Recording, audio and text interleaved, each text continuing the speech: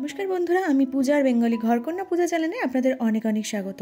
আশা করছি সবাই ভালো আছো, সুস্থ আছো। আমিও কিন্তু খুব ভালো আছি। আগের দিন রাতে থেকেই ব্লগটা শুরু করলাম, কারণ হচ্ছে এইদিকে দেখো অনেকগুলো জামা কাপড় হয়েছিল, আর এইদিকে দেখো ননদ এসেছিলো, দাদা বোন সবাই মিলে গল্প করছিল। মাঝখানে আমাকেও একটু লেগ পুলিং করছিল, এটা নিয়ে হাসাহাসি সবাই হচ্ছিলো, আর একটুখানি গল্পও করছিলাম সবাই মিলে। আমাদের প্ল্যানিং করছিলাম আমরা দীঘায় যাব বলে।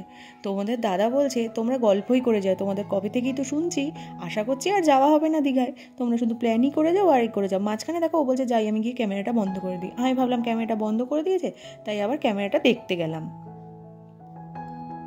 এখানে দেখো গল্পের মাঝে একটুখানি চিকেন পকোড়া, মানে চিকেন আনা ছিল আগের দিনই, তো সেটাই আমি ম্যারিনেট করে রেখে দিয়েছিলাম, সেই দিন আর ভাজা হয়নি, তাই ভাবলাম চলো আজকে চিকেন পকোড়াগুলো একটু ভেজে ফেলি। সবাই আছে, গল্পও করা হবে, চিকেন পকোড়াগুলো খাওয়াও হবে। আমি একদম ভুলে গেছিলাম চিকেনগুলো ম্যারিনেট করে ফ্রিজে রাখা ছিল। হঠাৎই তোমার দাদা বললো কী হলো, তুমি তো চিকেন পকোড়াগুলো কি তুমি সবই রান্না করে ফেলেছো? বললাম না, আমি তো রেখে দিয়েছি ম্যারিনেট করে, কিন্তু আমার মাথা থেকে একদম বেরিয়ে গেছে। সেটাই আমি এখন একটু চিকেন পকোড়া ভাজতে বসলাম।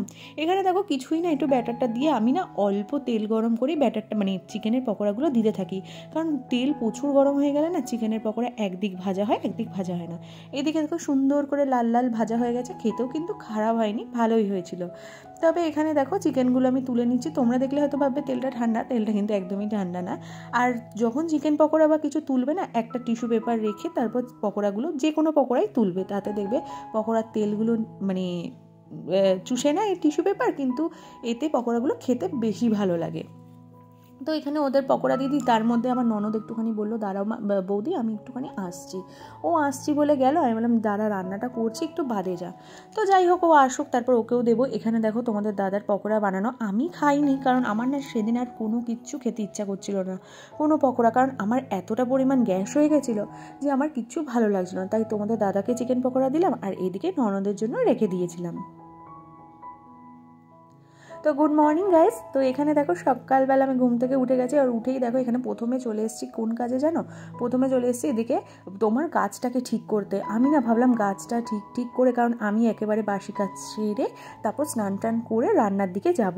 তো এখানে জানো তো বাসি কাজ, সকাল সকাল উঠেছি, উঠেই আমি ভাবলাম কি গাছটাকে ঠিক করি, কারণ এই গাছটার মধ্যে না যথেষ্ট ধুলো পড়েছিল দুদিন ধরে, আর গাছটার জলটাও আস্তে আস্তে করে, প্রথমে জানো তো এই গাছটা ঠিক মতো হচ্ছিল না, তারপর যখন এই জানলার সাথে আস্তে আস্তে করে বেঁধে দিলাম না, গাছটা এত সুন্দর হচ্ছিল যে মাঝখান থেকে আমাকে আরও পাতাগুলো এত বড় হয়েছে যে কিছু কিছু পাতা ভেঙেও দিতে, তবে ভাঙার জন্য একদমই মন করছিল না। তবে এই জায়গাটা না প্রচণ্ড জটলা হয়ে গেছিলো, মানে ওপর দিকে গাছটা বাড়ছে না, মানে বাড়ছে কিন্তু অতটাও পাতা হচ্ছে না, নিচের দিকে যতটা পাতা দেখো ভেঙে দেওয়া মানে কেটে দেওয়ার পর গাছের পাতাগুলো কত সুন্দর লাগছে না এবার।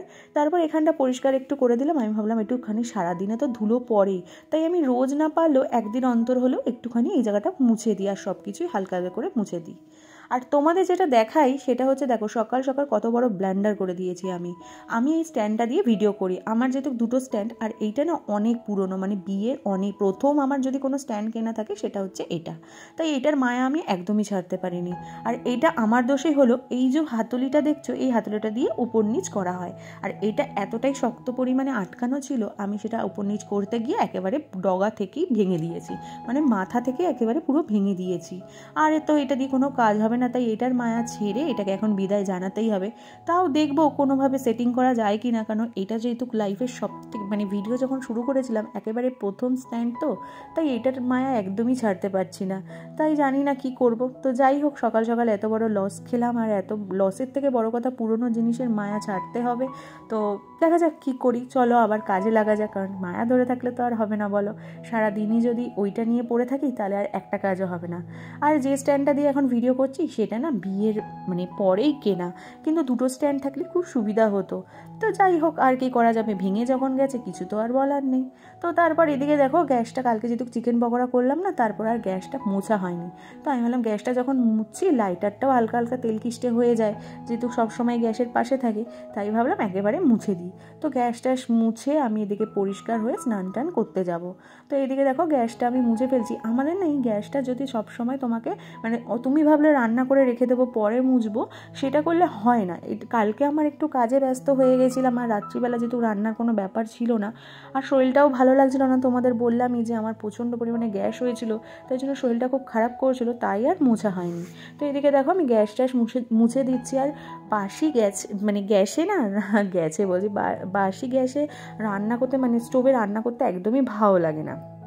তো যাই হোক, এখানে মোছা টোছা হয়ে গেলে কয়েকটা বাসনও আছে, মেজে স্নান টান করবো।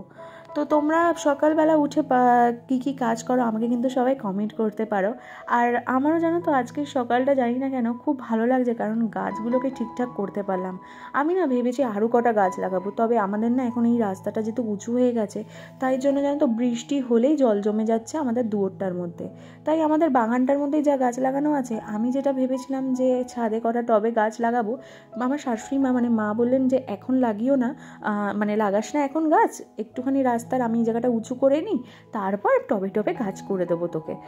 বললাম ঠিক আছে, তাহলে গাছ করলে আমার না গাছ নিয়ে থাকতে ভালোই লাগে, তবে আমি না ঠিকঠাক গাছ পালনই করতে পারি না, যে কীভাবে কী করব কিছুই জানি না। তো যাই হোক, উনি আছেন, উনি করে দেবে, অসুবিধা নেই। আর এদিকে দেখো কয়েকটা বাসন আছে, আমি মেজে ফেলি, কারণ এখন যদি জমতেই থাকে অনেক বাসন হতে থাকবে। তো এদিকে মেজে টেজে স্নান টান করে, তো চলো তাহলে আজকের ব্লগটা এখানেই শেষ করি।